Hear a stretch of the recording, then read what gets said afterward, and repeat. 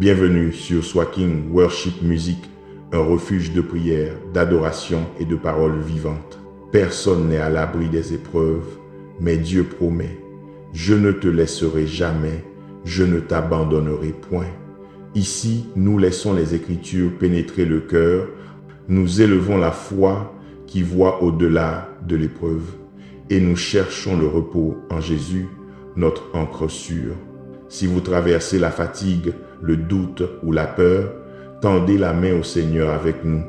Prions, méditons et demeurons en sa présence jusqu'à ce que sa paix vous enveloppe. Abonnez-vous, laissez un Amen et partagez cette vidéo. Que le Dieu de toute consolation fortifie votre âme maintenant. Personne n'est à l'abri des épreuves de la vie. Le chrétien le plus pieux que vous connaissiez a ses propres combats personnels. La personne la plus gentille que vous ayez rencontrée, celle qui a toujours le sourire aux lèvres, cette personne a aussi ses propres défis. Mes chers auditeurs, laissez-moi vous dire ceci. Quelles que soient les épreuves que vous traversez, quelle que soit la lutte dans laquelle vous vous trouvez, le Seigneur vous porte dans son cœur. Dieu a promis d'être avec vous, quoi qu'il vous arrive. Le Seigneur a dit, « Je ne te laisserai jamais et je ne t'abandonnerai point ». Alors, si vous êtes timide ou effrayé, reprenez courage. Le Seigneur a dit qu'il ne vous quittera jamais. Si vous avez honte de votre péché, si vous vous sentez mal ou rempli de remords, repentez-vous et prenez courage. Dieu ne vous quittera jamais. Si vous vous sentez incapable, prenez courage. Dieu ne vous quittera jamais. Écoutez, vous pouvez vous reposer sur cela. Cette promesse est vraie aujourd'hui, demain, après-demain et tous les jours qui suivront. Vous et moi ne pouvons pas survivre à la miséricorde de Dieu. Nous ne pouvons pas survivre aux promesses de Dieu. Elles nous survivront toujours parce que sa parole est vraie pour toujours. Je veux que vous compreniez que le Seigneur est vraiment miséricordieux. Il est fidèle, juste et toujours bon.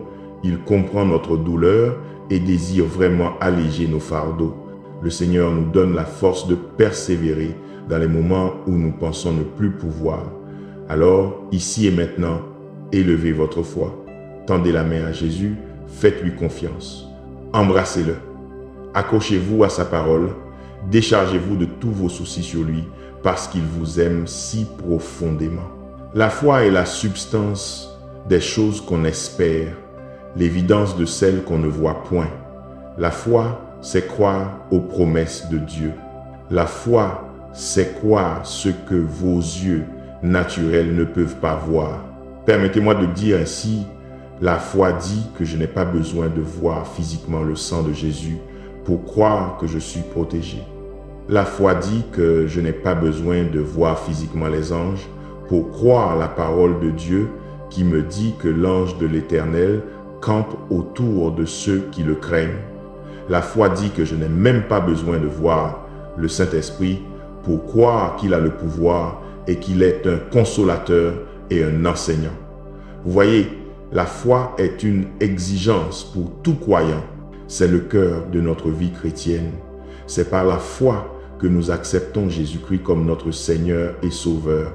C'est aussi par la foi que nous vivons nos vies avec joie et allégresse, sachant qu'une éternité nous attend auprès du Père Céleste et peut être l'un des versets les plus importants de la Bible concernant la foi est Hébreux chapitre 11, verset 6.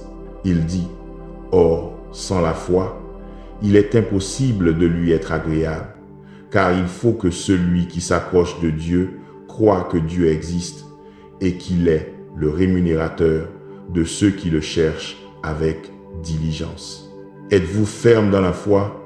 Vivez-vous par la foi? Marchez-vous par la foi?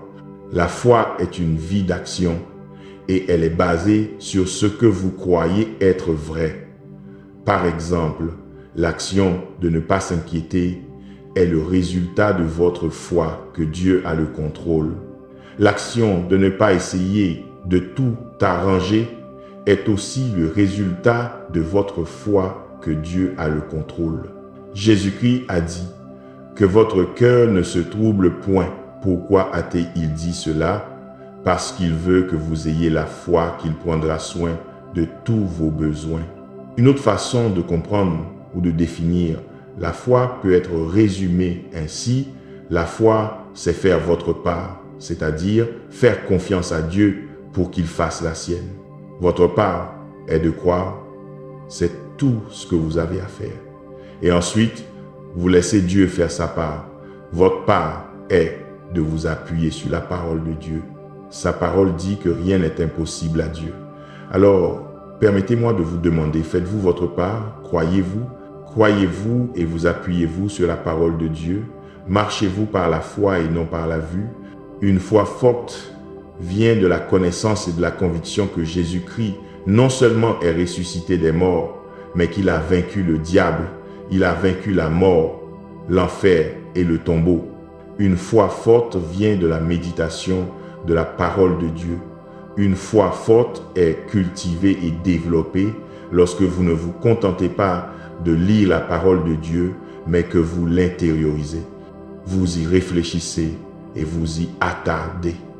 J'irais même jusqu'à dire qu'une foi forte est le produit de grandes épreuves.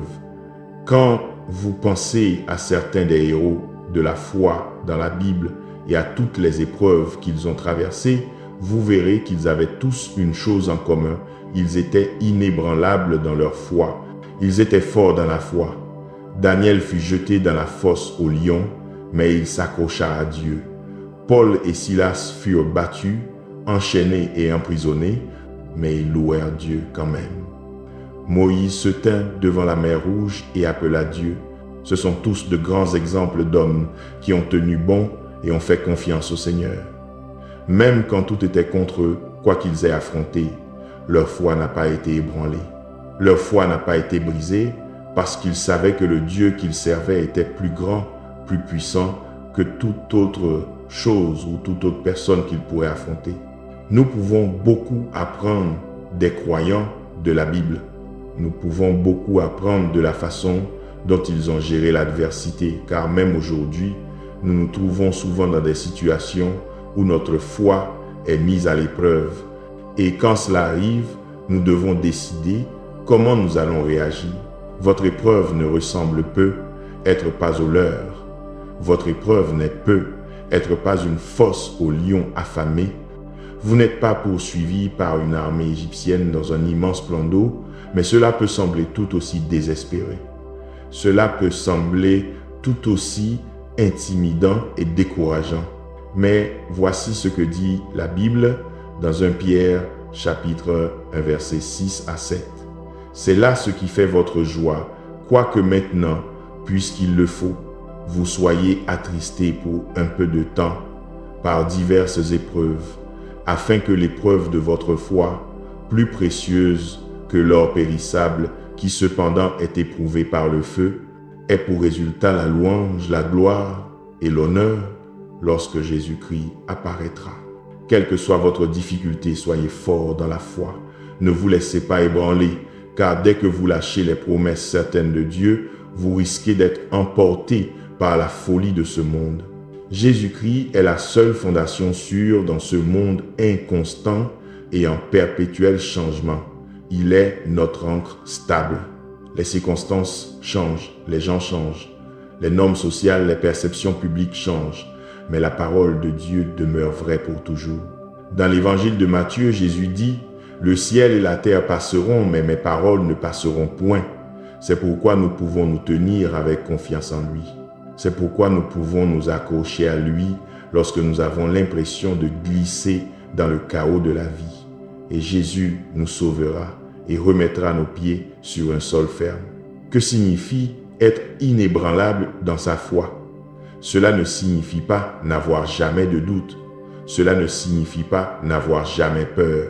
Cela signifie simplement que lorsque des problèmes surviennent, nous ne paniquons pas, nous ne perdons pas espoir, nous ne nous tournons pas vers le monde ou vers nous-mêmes pour trouver des réponses.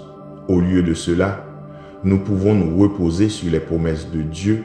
La particularité de Daniel, Paul et Moïse, c'est qu'ils comprenaient les enjeux. Ils comprenaient que même si rien ne se passait comme prévu, même s'ils finissaient par souffrir profondément, cela en vaudrait la peine. Car connaître Jésus était si précieux, si inestimable pour eux. Peut-on en dire autant de vous? Chérissez-vous Jésus plus que votre propre vie? Écoutez, il est digne et il veut que vous expérimentiez une vie abondante. Il veut que vous fassiez cela en lui faisant confiance et en obéissant à sa parole. Alors, lorsque les problèmes surviennent, tenez bon, soyez inébranlables, soyez inamovibles, soyez indéfectibles. Mon Père céleste, nous nous confions en toi. Nous nous confions en toi, Seigneur Jésus, pour nous soutenir et pourvoir à nos besoins. Nous nous confions en toi pour nous préserver et nous protéger, pour nous défendre et nous abriter de tout mal. Je prie, Seigneur, que dans ces moments où nous sommes faibles, tu fortifies notre foi. Aide-nous, Saint-Esprit, afin que nous n'endurcissions pas nos cœurs, mais aide-nous à croire. Aide-nous à croire pleinement et sans réserve en toutes les promesses de Dieu. Père, aide-moi à croire sans crainte. En Exode chapitre 14, verset 14, il est dit « L'Éternel combattra pour vous, et vous tenez-vous tranquille. » Dieu, aide-nous à embrasser hardiment ta parole. Aide-nous à l'embrasser hardiment sans aucun doute. Aide-nous à déclarer et à nous accrocher à Ésaïe chapitre 40, versets 29 à 31. Il donne de la force à celui qui est fatigué et il augmente la vigueur de celui qui tombe en défaillance. Les adolescents se fatiguent et se lassent et les jeunes gens trébuchent et tombent. Mais ceux qui espèrent en l'Éternel renouvellent leur force. Ils prennent leur envol comme les aigles. Ils courent et ne se lassent point.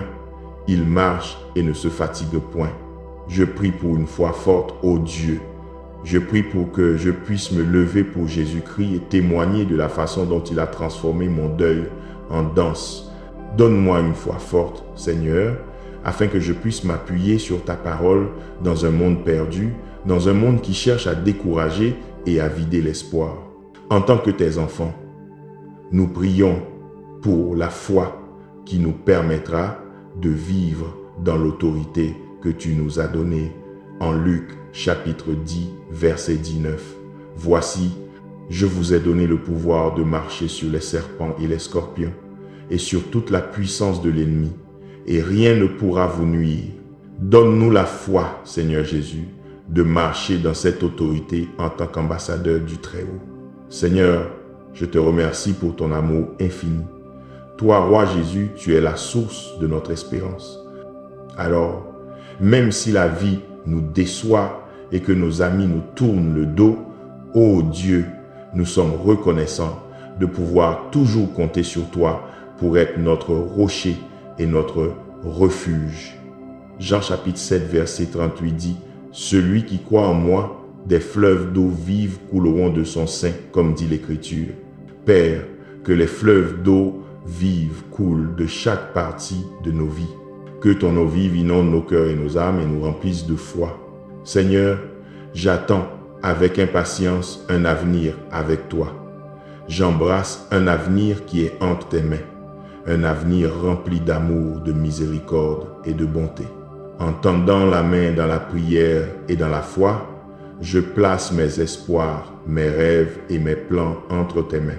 Alors, tant que tu es pour moi, Seigneur Jésus, rien ne peut se dresser contre moi. Je continuerai à placer ma foi en toi, parce que tu es un Dieu qui m'a soutenu chaque fois que je n'avais pas la force de tenir seul. Père, je te remercie d'être si fidèle et je bénis ton saint nom. C'est au nom puissant et incomparable du Roi Jésus notre Seigneur que nous faisons cette prière. Amen. Avez-vous déjà vraiment réfléchi à ce que signifie la vie et la mort dans un sens biblique? Comment la parole de Dieu définit-elle la vie et comment définit-elle la mort?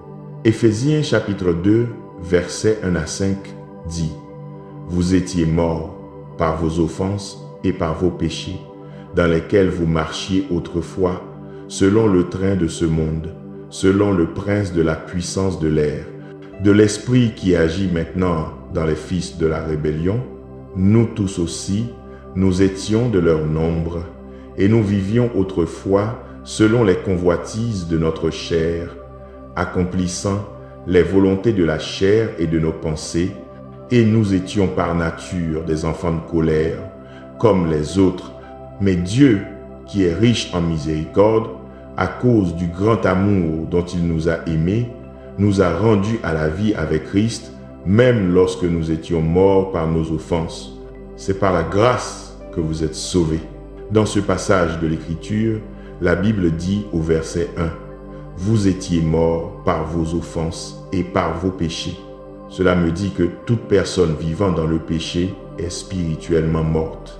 Maintenant, faites bien attention à ce que disent les versets 4 et 5. La Bible dit, « Mais Dieu, qui est riche en miséricorde, à cause du grand amour dont il nous a aimés, nous a rendus à la vie avec Christ, même lorsque nous étions morts par nos offenses. » Ici, nous apprenons deux choses. La Bible dit que Dieu nous a rendus vivants avec Christ et elle souligne que nous étions morts par nos offenses. Saints, laissez-moi vous dire quelque chose. Chacun de nous appartient à l'un ou l'autre groupe. Nous sommes soit morts, soit vivants. Nous sommes soit morts parce que nous vivons pour le monde, soit vivants parce que nous vivons pour Christ. Vous êtes soit spirituellement morts parce que vous vivez dans le péché, soit vivants parce que vous demeurez en Jésus-Christ. Le message ici est que la vie ne peut être trouvée qu'en Jésus-Christ. La vie est Jésus-Christ. Et quand je parle de vie, je parle de vie éternelle. C'est pourquoi Jésus-Christ a dit « Je suis le chemin, la vérité et la vie ». Il est la vie. Jésus-Christ est la seule façon de vivre. Lorsque vous vivez dans le péché, vous êtes séparés du Seigneur parce qu'il est pur et saint. C'est pourquoi Paul a dit en Philippiens, chapitre 1, versets 20 et 1, « Pour moi, vivre c'est Christ et mourir est un gain. » Paul savait que la vie, la vraie vie, la vie éternelle ne peut être trouvée qu'en Jésus-Christ. Saint de Dieu, la Bible nous dit que le salaire du péché, c'est la mort. La Bible nous dit aussi que le péché, quand il est consommé, produit la mort. Vous voyez donc, nous sommes tous soit morts, soit vivants. Nous pouvons être physiquement en vie, mais si vous êtes dans le péché, vous êtes séparés de Dieu et c'est être spirituellement mort. Mais je vous encourage à aller à Jésus-Christ. Je vous encourage à demeurer en Jésus-Christ. Je vous encourage à vivre par Jésus-Christ. Je vous encourage à être toujours trouvé en la présence du Seigneur. C'est la seule façon d'expérimenter la vie, la vraie vie, la vie éternelle.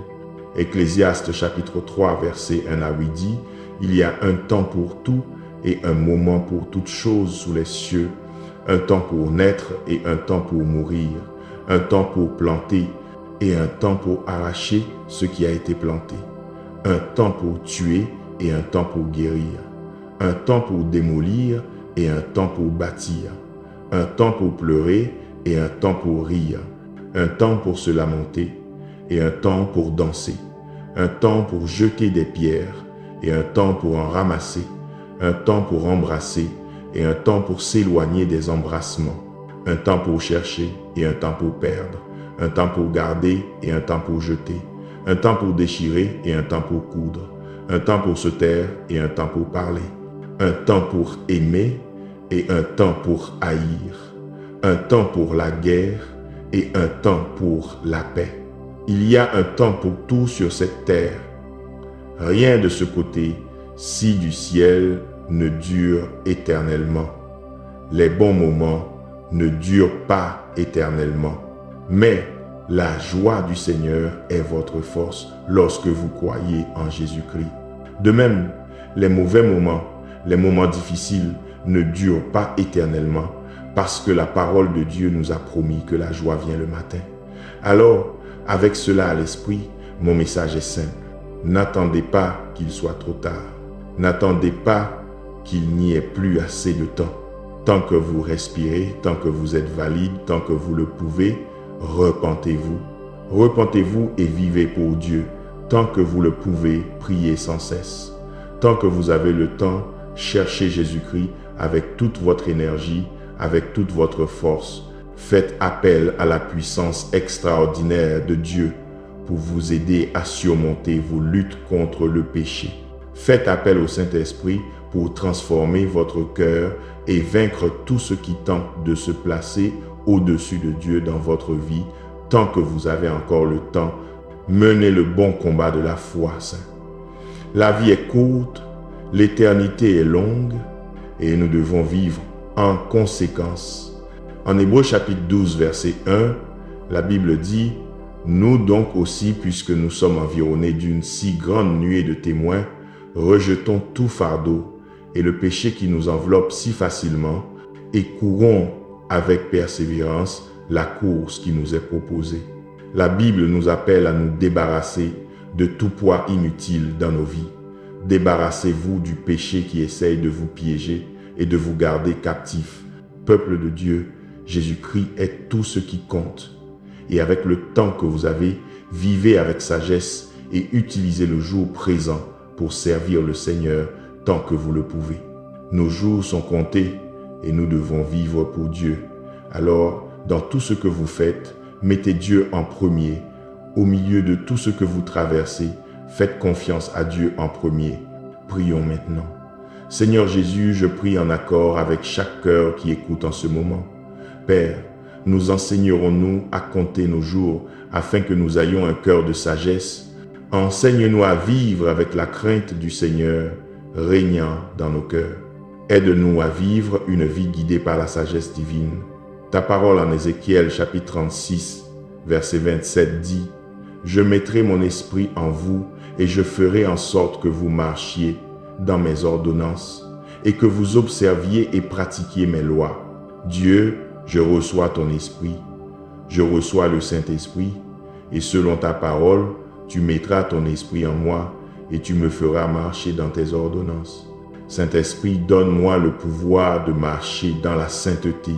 Saint-Esprit, donne-moi le pouvoir de marcher avec les yeux de la foi. Donne-moi le pouvoir de marcher en accord avec la parole de Dieu. Aide-moi, Saint-Esprit, à me défaire de tout péché, de toute idole, de toute dépendance qui m'alourdit dans ma marche avec Christ. Aide-moi à me défaire de l'amertume. Aide-moi à pardonner et à me défaire de toute colère et de tout ressentiment. Donne-moi la grâce de vivre avec l'attitude que pour moi, vivre c'est Christ et mourir est un gain. L'éternité est proche. Aide-moi à vivre avec sagesse, Père.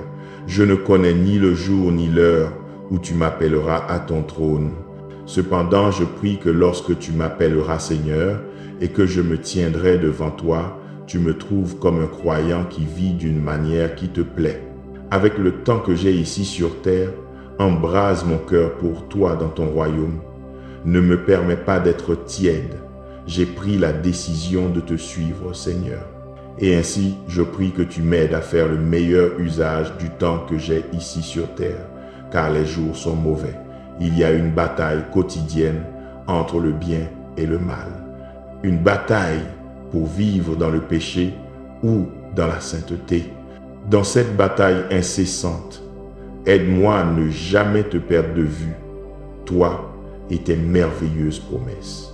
Aide-moi à ne jamais perdre de vue ce que dit ta parole en Jean chapitre 14, versets 1 à 4. Que votre cœur ne se trouble point. Croyez en Dieu, croyez aussi en moi. Il y a plusieurs demeures dans la maison de mon Père.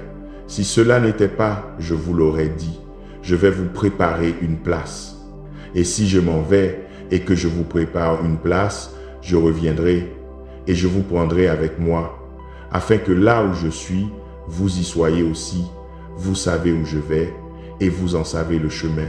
Seigneur, j'embrasse cette promesse. Pendant que je vis cette vie, Père, je veux être trouvé dans l'obéissance à toi, à ta volonté, à ton autorité, à ton royaume et à toutes tes voies. Seigneur, je soumets ma chair à la volonté de Jésus-Christ. Je ne veux pas être conduit ou attiré par les plaisirs terrestres. Seigneur, en tant que tes enfants, donne-nous l'esprit de Christ, où je poursuis la piété chaque jour. Je veux être enraciné dans ta parole afin de pouvoir tenir ferme contre les ruses de Satan. Seigneur Jésus, tu as payé un lourd sacrifice pour moi sur la croix et toute la gratitude et la gloire te soient rendues parce que j'ai maintenant la victoire dans cette vie et c'est tout grâce à toi. Je ne sais pas ce que demain apportera, mais quoi qu'il arrive, Jésus est avec moi. Et en Jésus, j'ai un refuge sûr au jour de la détresse. Ta parole en Ézéchiel, chapitre 36, versets 25 à 26, « Je répandrai sur vous une eau pure, et vous serez purifiés. Je vous purifierai de toutes vos souillures et de toutes vos idoles. Je vous donnerai un cœur nouveau, et je mettrai en vous un esprit nouveau. J'ôterai de votre corps le cœur de pierre, et je vous donnerai un cœur de chair. Seigneur, je prie que tes eaux vives coulent sur nos vies et nous rendent purs, qu'elles nous rajeunissent et lavent tout mal. Transforme notre cœur, change nos cœurs pécheurs et donne-nous des cœurs humbles, obéissants et passionnés pour toi.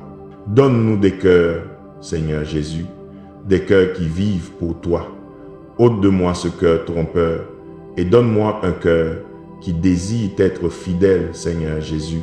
Il n'y a qu'une seule réponse à la mort et c'est toi, parce que tu as dit que tu es la résurrection et la vie. Seigneur Jésus, touche nos vies, intensifie ta présence dans nos vies alors que nous cherchons à demeurer en toi. Père, tu es le vrai cep. Et Seigneur, je prie pour que je sois un sarment qui porte beaucoup de fruits. Roi Jésus, enseigne-moi à demeurer dans ton amour, que le désir de mon cœur soit de demeurer toujours en ta présence. Père, je te remercie de m'avoir donné la vie. Je te remercie de m'avoir sauvé de la damnation éternelle. C'est grâce à ton œuvre précieuse sur la croix que je peux vivre. C'est grâce à toi, Seigneur Jésus, que la puissance du péché n'a plus d'emprise sur moi. C'est grâce à toi, Maître, que je peux vraiment vivre dans la victoire en tant que vainqueur. Père, aide-moi à être mort à cette chair. Aide-moi à être mort à mes désirs pécheurs et que je vive pour la justice, que je vive pour la sainteté et pour ton royaume. Sois glorifié, Seigneur. Merci d'avoir entendu ma prière. C'est au nom puissant de Jésus-Christ que je prie. Amen. L'une des marques d'un chrétien est quelqu'un qui ne peut pas se réjouir du péché, quelqu'un qui ne peut pas être en paix à cause du péché dans sa vie. Personne n'est parfait. Mais lorsqu'un vrai chrétien né de nouveau et attaché à la Bible pêche, il ne peut pas agir comme si rien n'était arrivé. Il ne peut pas faire semblant de ne pas avoir attristé le Saint-Esprit. Et la raison pour laquelle je dis cela est que ceux qui vivent librement dans le péché, ceux qui jouissent de leur péché et méprisent le Seigneur, eh bien, leurs cœurs se sont endurcis envers Christ, ils ne se soucient plus de rien. Mais pour un homme ou une femme qui a donné sa vie à Dieu, eh bien, ils cherchent rapidement à se repentir. Ils courent vite prier et confesser leurs péchés. Maintenant, la traduction amplifiée de Psaume chapitre 34, verset 18, « L'Éternel est près de ceux qui ont le cœur brisé et il sauve ceux qui ont l'esprit abattu, le cœur contrit, vraiment désolé pour leurs péchés. » L'abrisement est un attribut nécessaire pour un croyant. Il doit se retrouver dans notre caractère en tant que chrétien. La Bible nous dit que Dieu est près des cœurs brisés. On pourrait demander, qu'est-ce qu'avoir le cœur brisé ou qu'est-ce que le brisement? Le brisement n'est pas d'avoir le cœur écrasé ou d'avoir une collision avec le diable. Il s'agit plutôt du processus par lequel Dieu nous amène au bout de nous-mêmes et à une confiance totale, à un amour total et à une soumission totale envers lui. Il lisse tous les aspects inégaux de votre vie et enlève tout ce qui ne vient pas de lui, toutes les impuretés et l'injustice.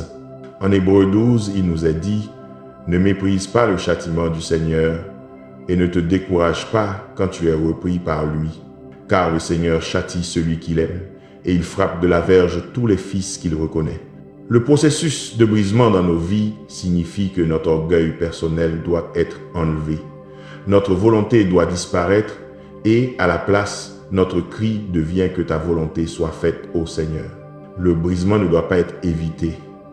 Il doit être embrassé parce qu'il produit la crainte de Dieu. Il apporte croissance et maturité. Le brisement vous amène à un lieu de repentance où vous pouvez vraiment vous détourner de vos péchés. Une prière sincère n'a lieu que lorsqu'elle provient d'une vie pure et d'un cœur brisé. Lorsque vous avez une attitude de renoncement qui dit « Ta volonté, ô Seigneur, ton nom, ton royaume », c'est dans cette perspective que nous devrions prier. Par conséquent, il est nécessaire pour nous d'approcher Dieu avec humilité et un cœur brisé. Je crois que dans 2 Chroniques, chapitre 7, verset 14, la Bible dit « Si mon peuple sur qui est invoqué mon nom s'humilie, prie et cherche ma face, et s'il se détourne de ses mauvaises voies, je l'exaucerai des cieux, je lui pardonnerai son péché et je guérirai son pays. » La Bible nous dit de nous humilier parce que nous devons arriver à un point où nous sommes prêts à simplement servir Jésus-Christ, à servir le corps de Christ et à servir son royaume. Le deuxième point est de prier et de chercher sa face. Psaume chapitre 42, verset 1 dit « Comme une biche soupire après des courants d'eau, ainsi mon âme soupire après toi, ô Dieu. » Il doit y avoir un ardent désir de Dieu dans votre cœur. En effet, le Seigneur veut que ses enfants non seulement prient, mais qu'ils prient et cherchent sa face. Cela signifie de ne pas venir simplement avec une liste de requêtes. Prenez le temps de communier avec lui pour construire une relation avec lui. Dieu veut que nous ayons communion avec lui. La Bible nous dit de chercher une chose par-dessus tout en Matthieu chapitre 6, verset 33. Cherchez premièrement le royaume et la justice de Dieu, et toutes ces choses vous seront données par-dessus. Dieu veut que nous le cherchions en premier. Maintenant, le troisième point est que nous devrions nous détourner de nos mauvaises voies. Notre Dieu est saint et il nous a appelés à être séparés du monde. Cela signifie que nous ne devons pas nous engager dans les pratiques pécheresses de ce monde. Nous devons nous en détourner. Et si vous désirez changer votre vie, faites-le de la manière prescrite par Dieu dans 2 Chroniques, chapitre 7, verset 14, comme sa parole le dit, « Si mon peuple sur qui est invoqué mon nom s'humilie, prie et cherche ma face, et s'il se détourne de ses mauvaises voies, je l'exaucerai des cieux, je lui pardonnerai son péché et je guérirai son pays. » Humiliez-vous, priez et cherchez sa face. Détournez-vous de vos mauvaises voies. Pour la personne qui est tentée, pour la personne qui lutte entre faire le bien et faire le mal, vous combattez des désirs pécheurs. Je veux vous donner un message qui, je prie, vous encouragera à continuer de lutter pour faire le bien. Continuez de lutter pour faire ce qui est juste devant le Seigneur. Je veux vous parler de Noé. Nous connaissons tous cette histoire du grand déluge qui a anéanti la terre. Nous connaissons tous l'arche. Nous connaissons tous les animaux appariés. Et cela fait vraiment une excellente histoire pour les enfants avant de dormir. Mais sur un sujet plus sérieux, l'histoire de Noé met en lumière des indices, des avertissements sur les derniers jours. Matthieu chapitre 24, verset 36 à 37 dit « Pour ce qui est du jour et de l'heure, personne ne le sait, ni les anges des cieux, ni le Fils, mais le Père seul. Car ce qui arriva du temps de Noé arrivera de même à l'avènement du Fils de l'homme. » Jésus, parlant de son retour, a dit « Ce qui arriva du temps de Noé arrivera de même à l'avènement du Fils de l'homme. » Alors, comment interprétons-nous ce que Jésus dit ici? Comment le rendons-nous pertinent à l'époque actuelle dans laquelle nous vivons? Eh bien, Noé était un homme juste. Il était un homme juste vivant à une époque où le monde était rempli de péchés. La société était devenue perverse et méchante. Les gens préféraient faire les choses à leur manière et le mal était omniprésent dans le cœur de beaucoup. Permettez-moi de m'arrêter là et de poser quelques questions sur l'époque actuelle dans laquelle nous vivons. Vivons-nous à une époque où le monde est rempli de péchés? La société est-elle devenue perverse et méchante? Les gens préfèrent-ils faire les choses à leur manière? Et y a-t-il du mal dans ce monde aujourd'hui? Tandis que je continue, je veux que vous appliquiez ce qu'étaient les jours de Noé et que vous les compariez à aujourd'hui. Avant le déluge et pendant que Noé construisait l'arche, il passa des années et des années à prêcher au peuple et personne ne réagit. Les gens ont ignoré les avertissements du jugement de Dieu à venir. Les gens ont ignoré les appels à la repentance. Maintenant, permettez-moi de vous demander combien de personnes peuvent accéder à l'évangile aujourd'hui, mais choisissent de ne pas le faire. Combien de personnes entendent l'évangile aujourd'hui, mais choisissent de l'ignorer? Je suis sûr que lorsque Noé prêchait et qu'après un certain temps, les gens ne voyaient pas le déluge arriver, je crois qu'il aurait été moqué par certains et même persécuté. Et à notre époque, alors que nous parlons des temps de la fin, alors que nous parlons de cette heure tardive et de la proximité du retour du Christ, la Bible déclare dans 2 Pierre, chapitre 3, verset 3, « Sachant avant tout que, dans les derniers jours, des moqueurs viendront avec leur raillerie, marchant selon leur propre convoitise impie. » Il nous est dit que, pour ceux d'entre nous qui attendent le retour du Christ, nous devrons faire face à des personnes qui nous railleront et nous moqueront. Maintenant, pour plus de détails sur ce qu'étaient les jours de Noé, nous devons lire Genèse chapitre 6, versets 5 à 8, qui dit « L'Éternel vit que la méchanceté des hommes était grande sur la terre et que toutes les pensées de leur cœur se portaient chaque jour uniquement vers le mal. L'Éternel se repentit d'avoir fait l'homme sur la terre et il fut affligé en son cœur.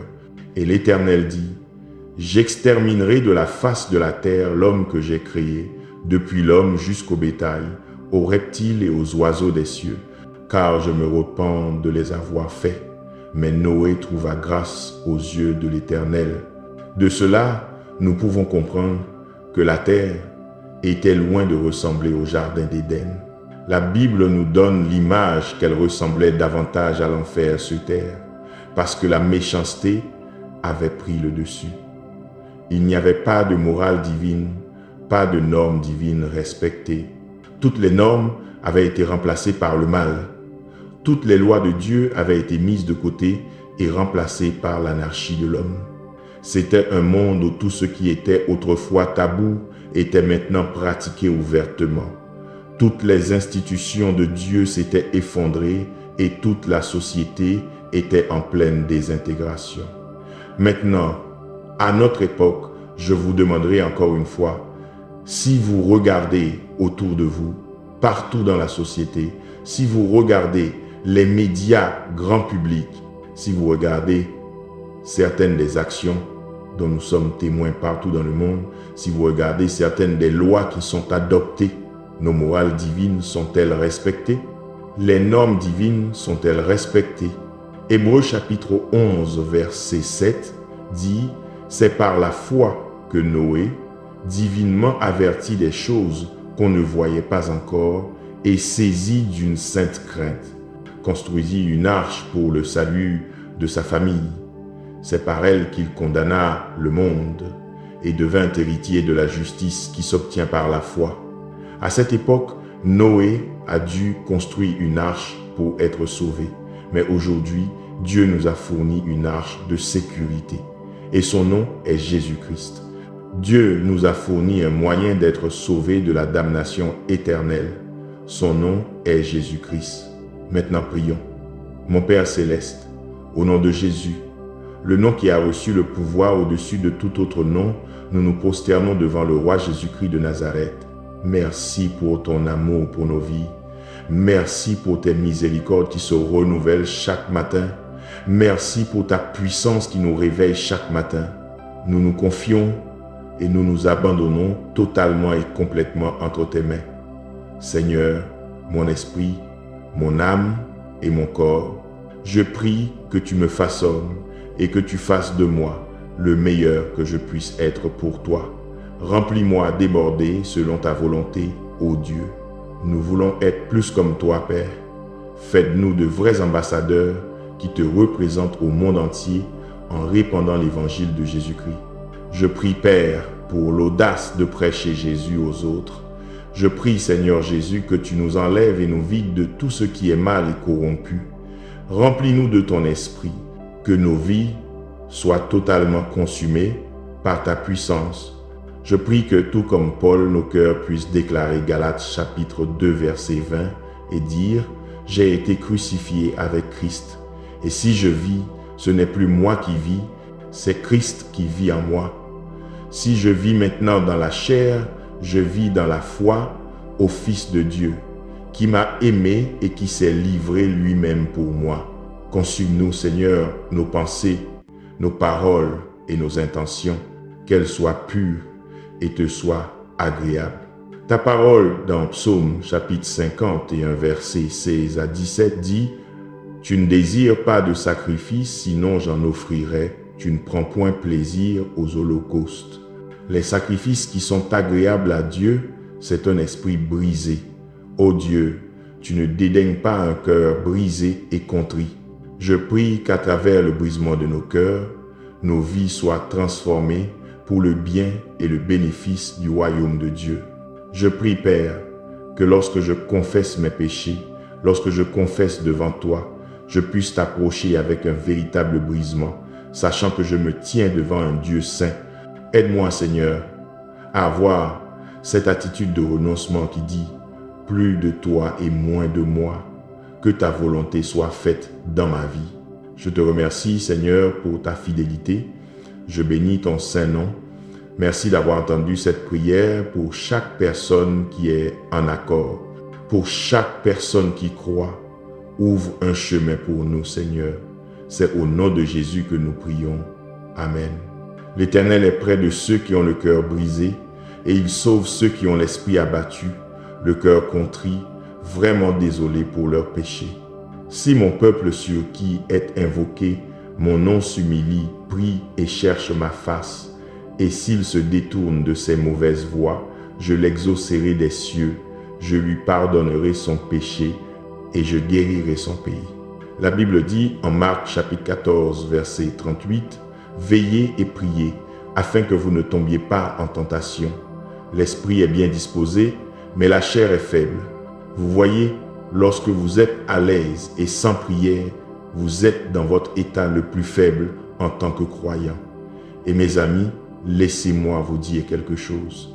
Lorsque vous êtes sans prière, vous êtes vulnérable aux attaques spirituelles. Vous devez comprendre que les forces des ténèbres opèrent dans l'obscurité, tant spirituellement que physiquement. Le diable est rusé et il ne joue certainement pas loyalement. Il attendra que vous ayez baissé votre garde et que vos sens spirituels soient émoussés par manque de prière.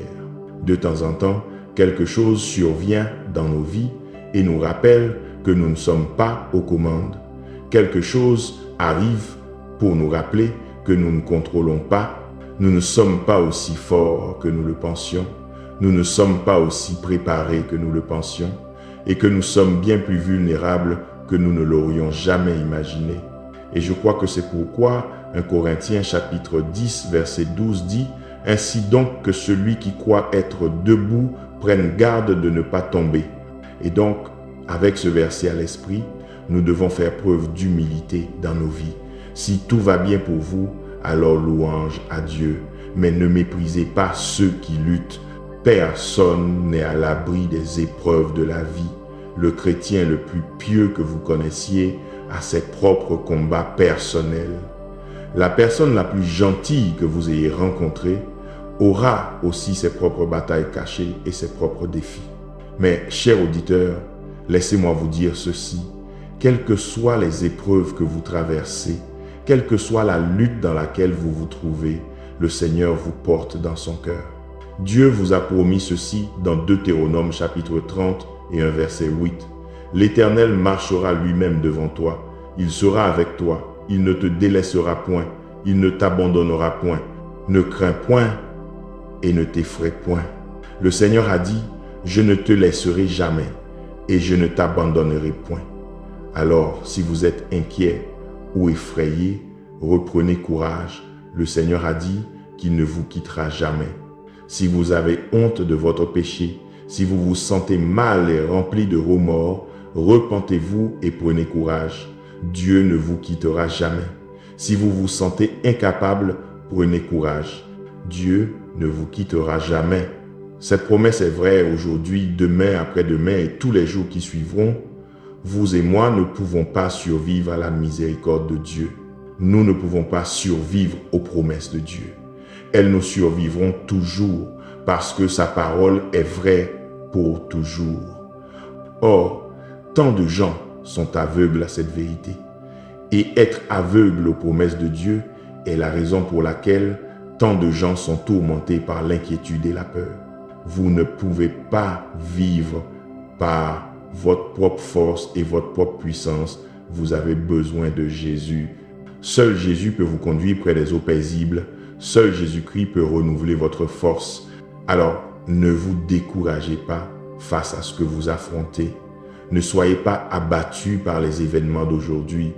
Et ne vous préoccupez pas et ne vous inquiétez pas de ce qui pourrait arriver demain. Au lieu de cela, invoquez Jésus-Christ aujourd'hui, en cet instant. Je vous encourage donc à prier pour que Dieu ouvre vos yeux afin que, premièrement, vous n'ayez pas peur et deuxièmement, quand Dieu ouvrira vos yeux et que vous commencerez à voir la haie de protection autour de vous et que vous commencerez à voir les anges qui campent autour de vous, vous pourrez commencer à en tirer de la force du fait que Jésus-Christ est de votre côté. Lorsque vous vous sentez fatigué, frustré, criez dans la prière, criez dans la louange. Il n'y a qu'un seul Dieu qui puisse vous donner le repos. Le cœur de tant de gens est alourdi parce qu'ils ne se sont pas ouverts à la vérité des promesses de Dieu. Et lorsque vous êtes aveugle à cette vérité, vous vous inquiétez de ceci, de cela et de tout le reste. Ma santé tiendra-t-elle? Vivrai-je pour voir mes petits-enfants? Les célibataires se demandent s'ils se marieront un jour. Les couples mariés regardent tous les divorces et se demandent s'ils y arriveront. Serai-je un jour capable de gagner assez d'argent pour me permettre ceci ou cela? Mais aujourd'hui, je veux que vous vous souveniez de cette promesse. Deutéronome chapitre 30 et un verset 8 dit « L'Éternel marchera lui-même devant toi. Il sera avec toi. Il ne te délaissera point. Il ne t'abandonnera point. Ne crains point et ne t'effraie point. » C'est la parole de Dieu pour vous. Il ne vous quittera pas. Il ne vous abandonnera pas. Il achèvera l'œuvre qu'il vous a appelé à faire. Tout ce que Dieu a pour nous est contenu dans ces simples mots « Je ne te quitterai jamais ». Tout ce dont vous avez besoin de la part du Seigneur, il le fournira parce qu'il ne vous quittera jamais. Si vous vous sentez insuffisant, c'est bien parce que vous dépendrez encore plus du Seigneur. Dieu ne commence jamais rien qu'il ne finisse. La Bible dit en Psaume chapitre 95, versets 1 à 2, « Venez, chantons à l'Éternel, poussons des cris de joie vers le rocher de notre salut. Allons au-devant de lui avec des louanges et faisons retentir des chants en son honneur. » Je ne sais pas pour vous, mais je désire expérimenter la présence de Dieu. Vous voyez, la présence de Dieu est merveilleuse. Quand sa présence vous entoure, vous êtes entouré d'un amour pur. Quand sa présence vous entoure, vous êtes couvert de sécurité et rien de l'ennemi ne peut vous toucher. En sa présence, il y a la puissance. Tant de puissance que vous pouvez tout faire par Christ qui vous fortifie, tant de puissance que rien n'est impossible. C'est seulement dans les bras du Seigneur que vous pouvez trouver une force divine. C'est seulement en Dieu que vous trouverez la force dans votre faiblesse. c'est seulement en lui que vous pouvez tout faire parce qu'il vous fortifie. Maintenant, une partie de notre force en tant que croyants devrait être tirée de ces promesses. Des promesses comme celles que l'on trouve dans Romains chapitre 8, versets 38 à 39, où la Bible dit « Car j'ai l'assurance que ni la mort, ni la vie, ni les anges, ni les dominations, ni les choses présentes, ni les choses à venir, ni les puissances, ni la hauteur, ni la profondeur, ni aucune autre créature ne pourra nous séparer de l'amour de Dieu manifesté en Jésus-Christ, notre Seigneur. » C'est un passage important de l'Écriture pour plusieurs raisons. Quand la vie devient difficile, souvenez-vous que rien ne peut nous séparer de l'amour de Dieu.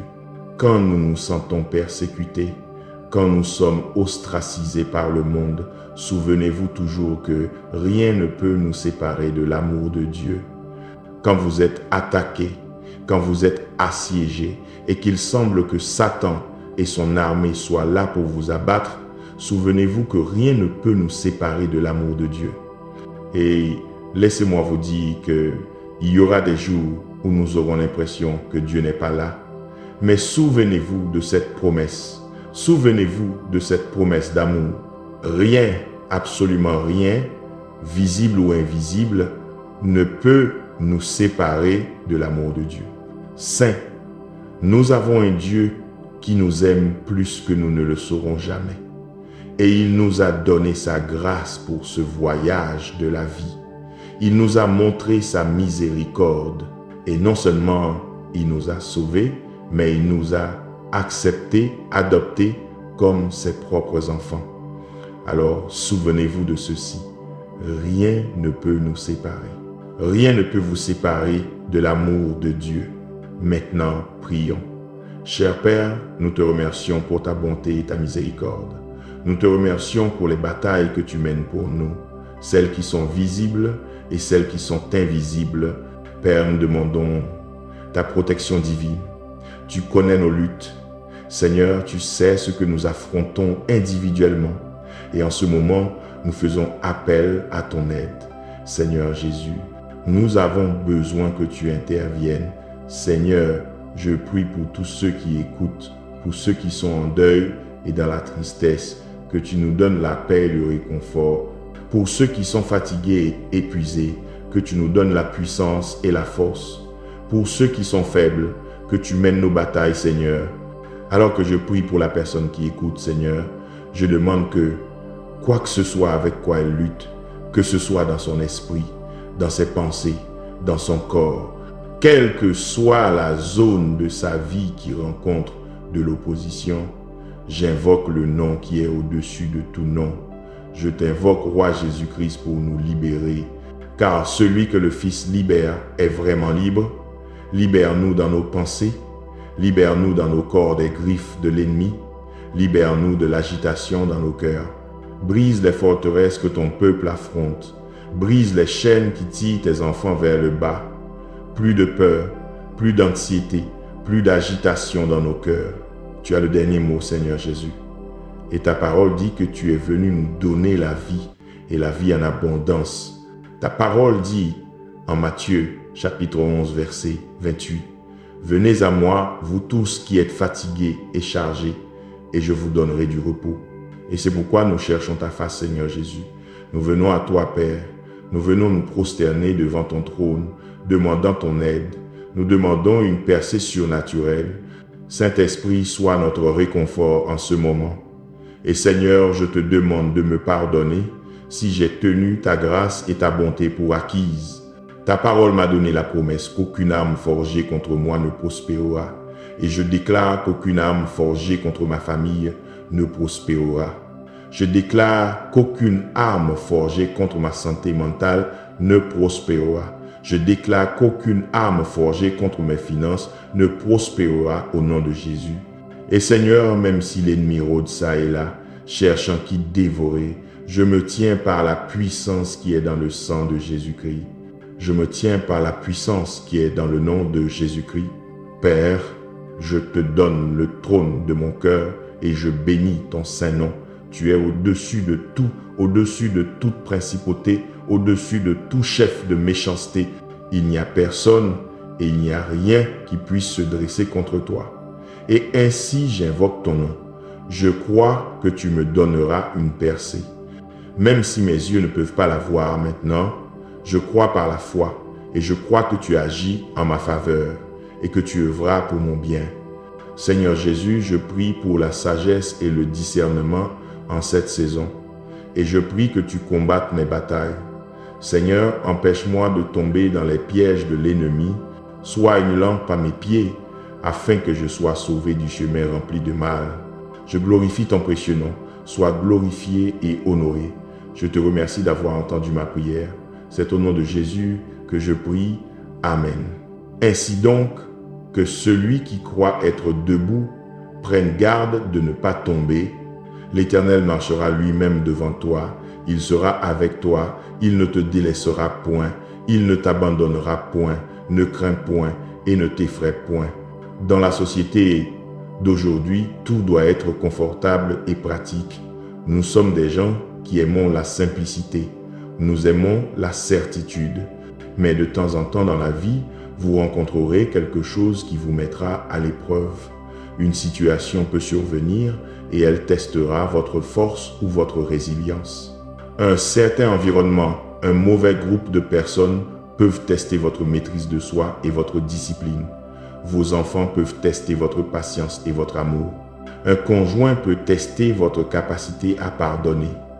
Mais pour beaucoup de gens, le concept de Dieu nous mettant à l'épreuve peut sembler très étrange. L'idée que Dieu puisse permettre que certaines choses se produisent dans votre vie afin de vous tester, cela peut être difficile à comprendre pour certaines personnes. Et donc, que dit la Bible à ce sujet? Eh bien, Jacques chapitre 1, verset 2 à 3 dit « Regardez comme un sujet de joie complète, mes frères, lorsque vous tombez dans diverses épreuves, sachant que l'épreuve de votre foi produit la persévérance. » Nous plaçons généralement les difficultés ou les épreuves dans deux catégories. C'est la réalité que nous trouvons dans l'Écriture. Notre foi doit être testée et peut être Proverbe 10 à 7 contre 3 nous donnera une meilleure compréhension de la raison pour laquelle l'épreuve de notre foi est nécessaire. Le creuset est pour l'argent et le fourneau pour l'or, mais l'Éternel éprouve les cœurs. En d'autres termes, tout comme l'argent et l'or sont purifiés par le feu, le Seigneur purifie les cœurs des hommes par des épreuves ardentes. Si vous voulez affiner l'or, vous utilisez le four. Et si le cœur de l'homme doit être affiné, le Seigneur éprouve le cœur. Ce qui signifie que ma foi et votre foi doivent être mises à l'épreuve à un moment ou à l'autre. Notre tendance naturelle en tant qu'humain est de penser que si quelque chose semble désagréable, alors cela ne doit pas venir de Dieu. Mais nous devons réaliser que Dieu voit les choses tout à fait différemment de nous. Les épreuves que Dieu permet dans nos vies sont destinées à nous rendre complets afin que nous ne manquions de rien en tant que croyants. Les épreuves surviennent en fait pour notre développement en tant que chrétiens. Les épreuves viennent pour que nous puissions bâtir sur le niveau de foi actuel que nous avons et atteindre ensuite de plus grandes hauteurs. C'est pourquoi la Bible dit « L'épreuve de votre foi produit la persévérance ». L'épreuve de notre foi est ce qui mène à la maturité spirituelle.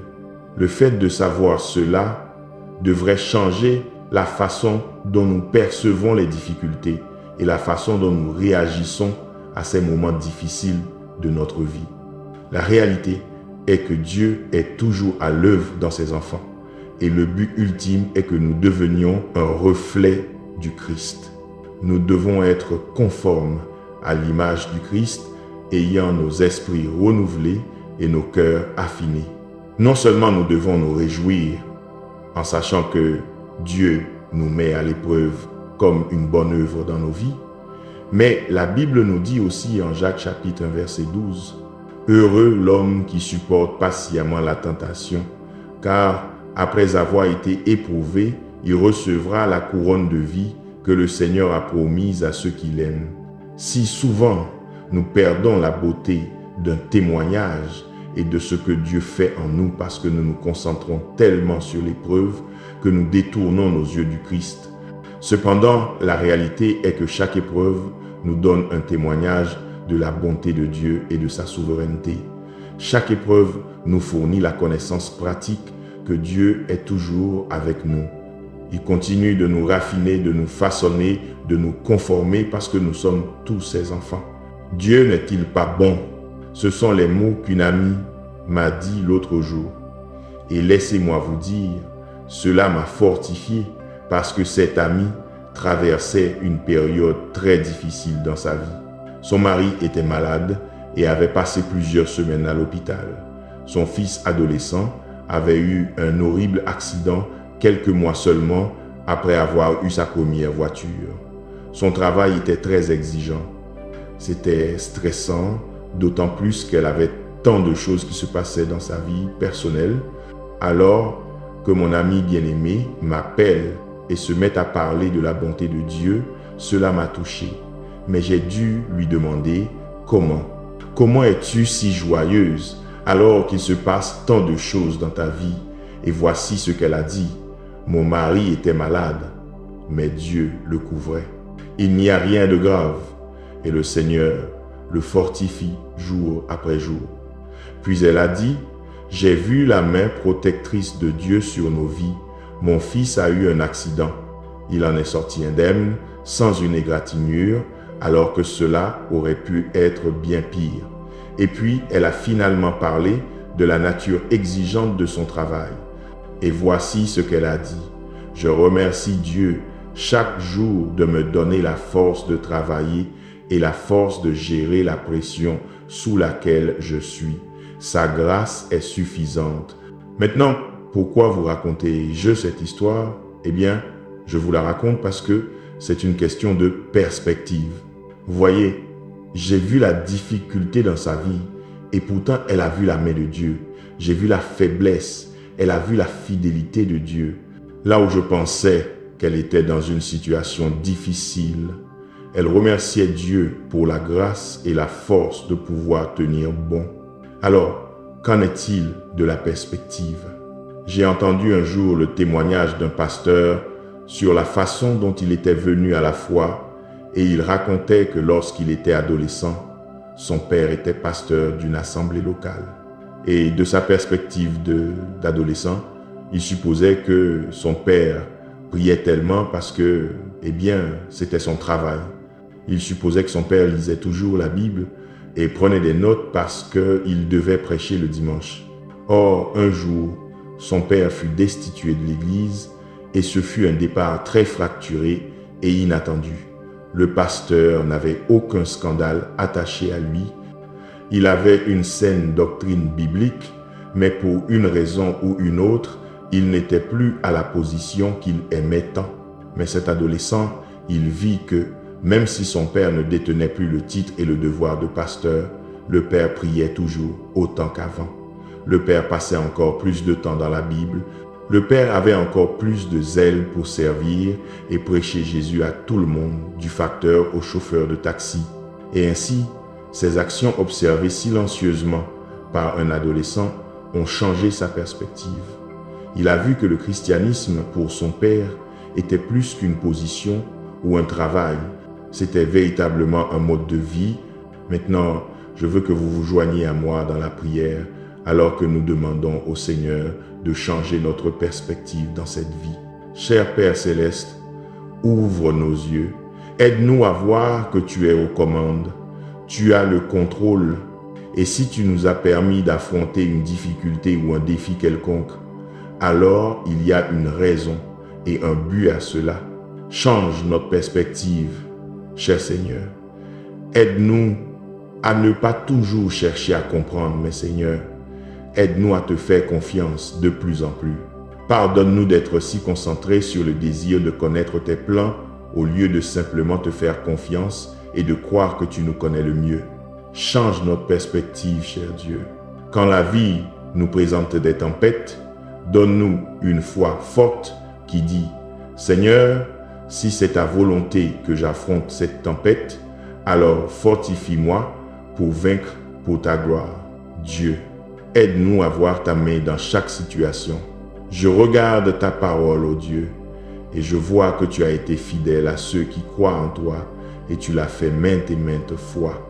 Ta parole en Ésaïe chapitre 40, versets 29 à 31, elle dit « Il donne de la force à celui qui est fatigué et il augmente la vigueur de celui qui tombe en défaillance. » Les jeunes gens se fatiguent et se lassent, et les jeunes hommes trébuchent et tombent, mais ceux qui espèrent en l'Éternel renouvellent leur force. Ils prennent leur envol comme les aigles. Ils courent et ne se lassent point. Ils marchent et ne se fatiguent point. Seigneur Jésus, tu es plein de grâce et de compassion. Tu es plein de miséricorde et de bonté. Seigneur, alors que tu éprouves ma foi, je prie que tu me purifies de toute pensée impure. Purifie-moi de toute impiété. Seigneur, crée en moi un cœur pur, ô Dieu, et renouvelle en moi un esprit bien disposé. Je prie que chaque épreuve que tu m'envoies accomplisse son but. Si c'est la patience que tu veux développer en moi, alors Seigneur, que ta volonté soit faite. Si c'est la maîtrise de soi ou l'humilité que tu veux développer en moi, que ta volonté soit accomplie dans ma vie, je prie que même lorsque ma foi est mise à l'épreuve, je ne murmure pas et ne me plaigne pas, mais qu'au contraire, je sois continuellement trouvé en train de me tourner vers toi, Seigneur Jésus. Je prie que tu me donnes la force de tenir lorsque ma foi est mise à l'épreuve.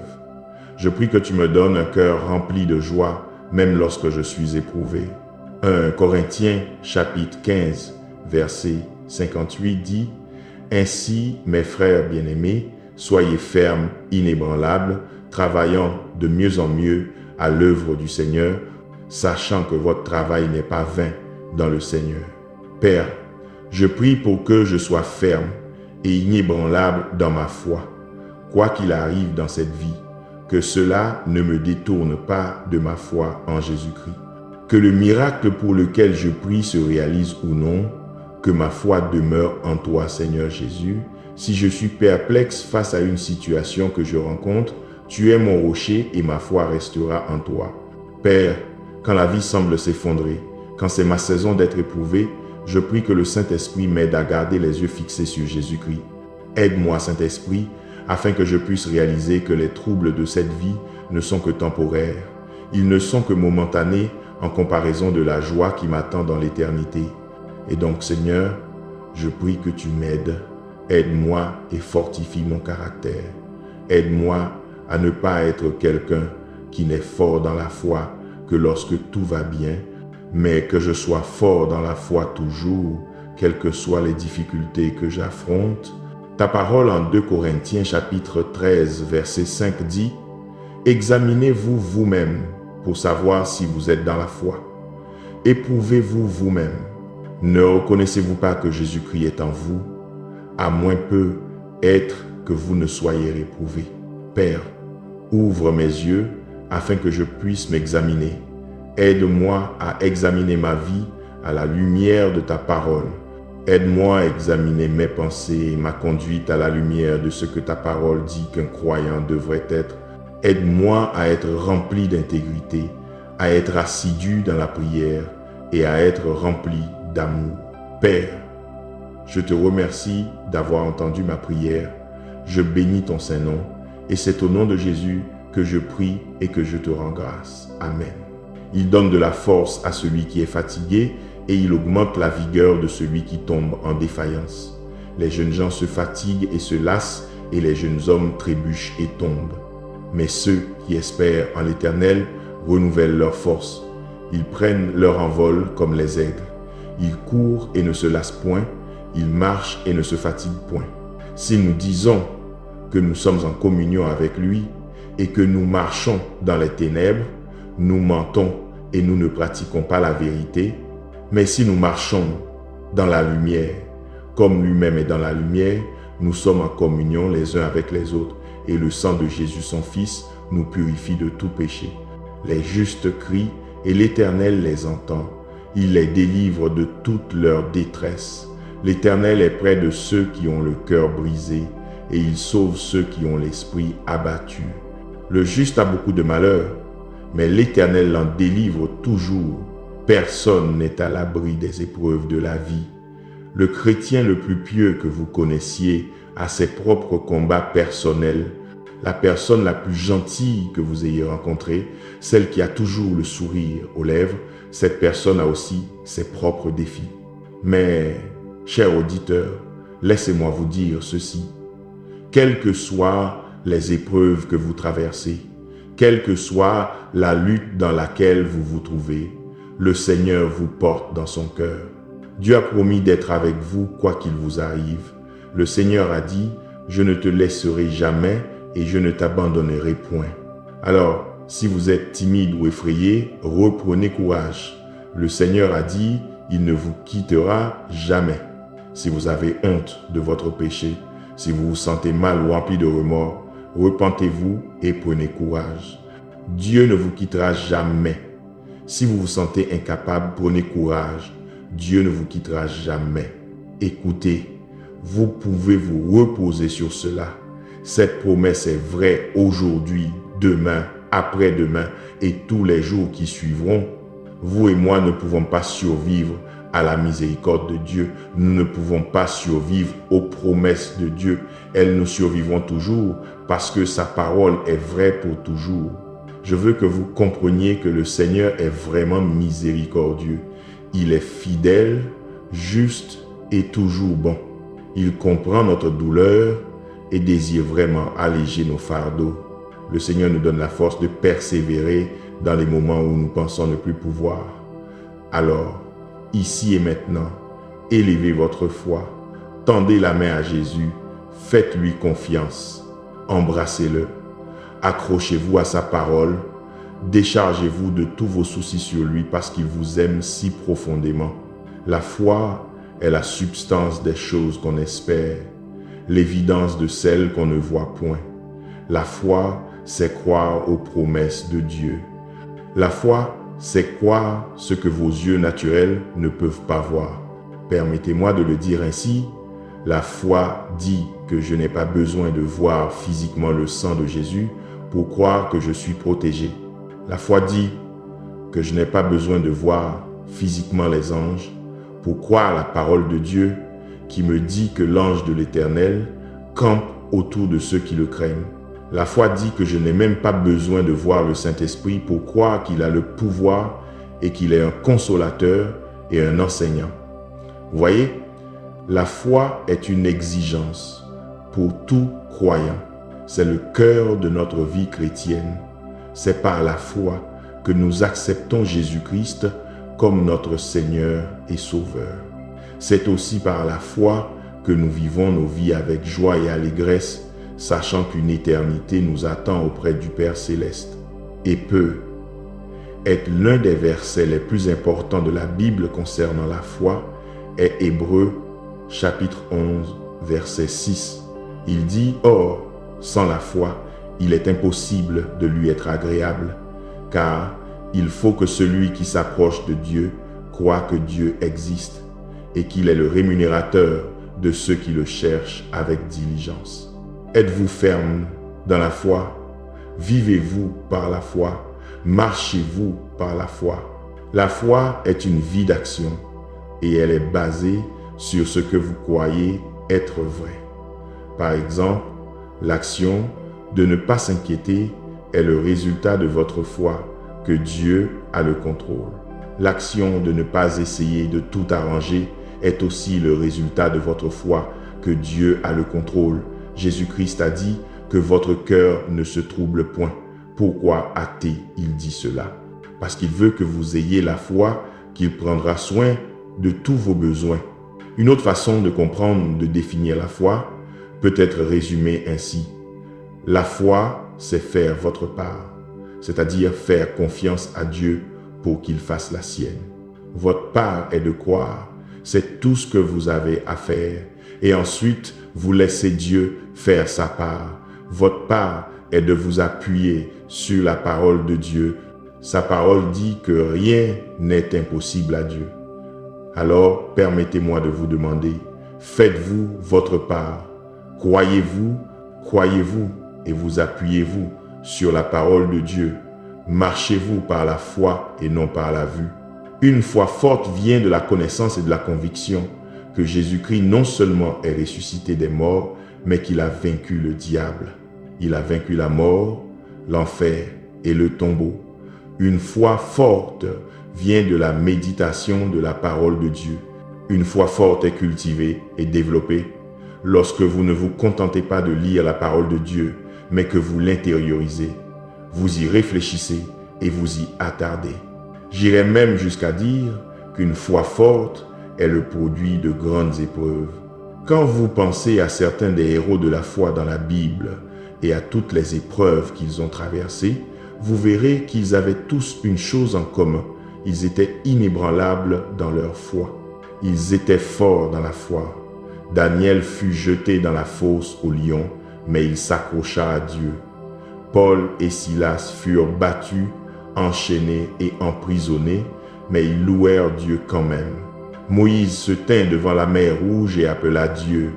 Ce sont tous de grands exemples d'hommes qui ont tenu bon et ont fait confiance au Seigneur. Même quand tout était contre eux, quoi qu'ils aient affronté, leur foi n'a pas été ébranlée. Leur foi n'a pas été brisée parce qu'ils savaient que le Dieu qu'ils servaient était plus grand, plus puissant que toute autre chose ou toute autre personne qu'ils pourraient affronter. Nous pouvons beaucoup apprendre des croyants de la Bible. Nous pouvons beaucoup apprendre de la façon dont ils ont géré l'adversité. Car même aujourd'hui, nous nous trouvons souvent dans des situations où notre foi est mise à l'épreuve. Et quand cela arrive, nous devons décider comment nous allons réagir. Votre épreuve ne ressemble peu être pas au leur. Votre épreuve n'est peu être pas une fosse aux lions affamés. Vous n'êtes pas poursuivi par une armée égyptienne dans un immense plan d'eau, mais cela peut sembler tout aussi désespéré. Cela peut sembler tout aussi intimidant et décourageant. Mais voici ce que dit la Bible dans 1 Pierre, chapitre 1, versets 6 à 7.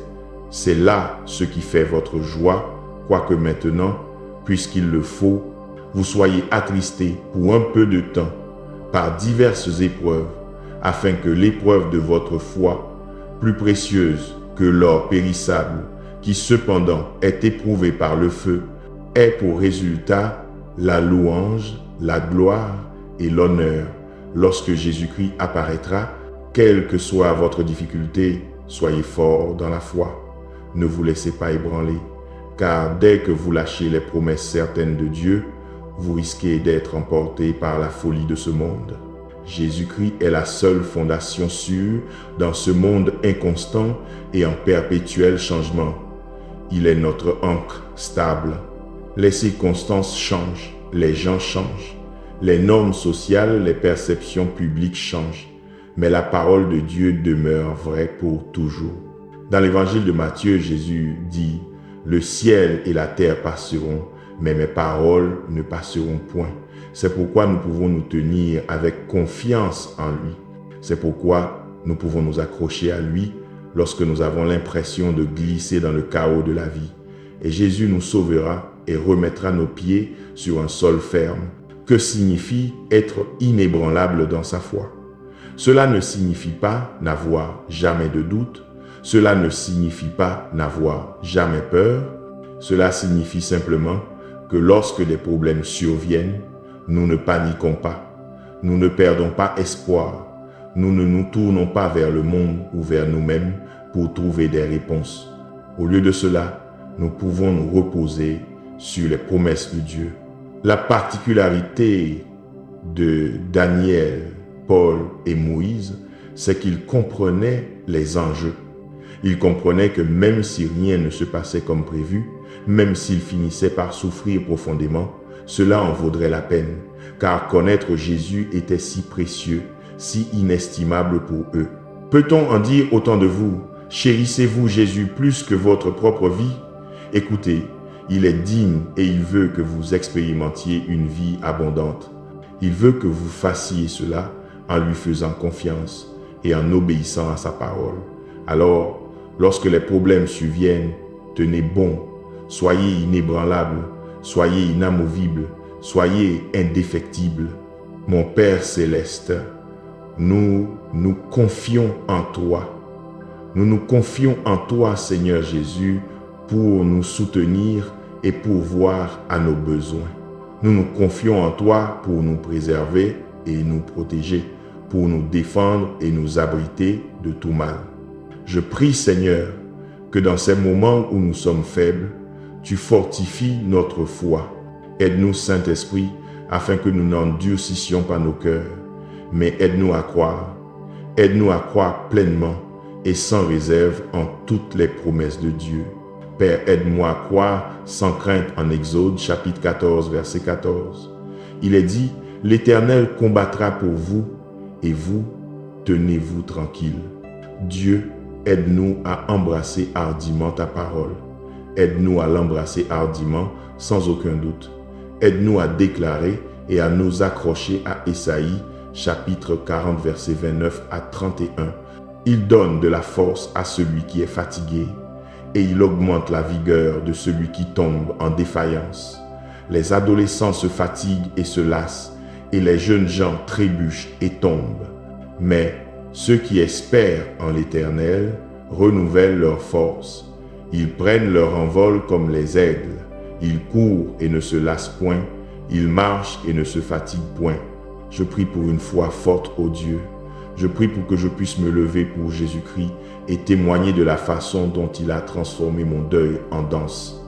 Donne-moi une foi forte, Seigneur, afin que je puisse m'appuyer sur ta parole dans un monde perdu, dans un monde qui cherche à décourager et à vider l'espoir. En tant que tes enfants, nous prions pour la foi qui nous permettra de vivre dans l'autorité que tu nous as donnée. En Luc chapitre 10, verset 19, « Voici, je vous ai donné le pouvoir de marcher sur les serpents et les scorpions et sur toute la puissance de l'ennemi, et rien ne pourra vous nuire. » Donne-nous la foi, Seigneur Jésus, de marcher dans cette autorité en tant qu'ambassadeur du Très-Haut. Seigneur, je te remercie pour ton amour infini. Toi, Roi Jésus, tu es la source de notre espérance. Alors, même si la vie nous déçoit et que nos amis nous tournent le dos, ô Dieu, nous sommes reconnaissants de pouvoir toujours compter sur toi pour être notre rocher et notre refuge. Jean chapitre 7 verset 38 dit « Celui qui croit en moi, des fleuves d'eau vive couleront de son sein, comme dit l'Écriture. » Père, que les fleuves d'eau vive coulent de chaque partie de nos vies, que ton eau vive inonde nos cœurs et nos âmes et nous remplisse de foi.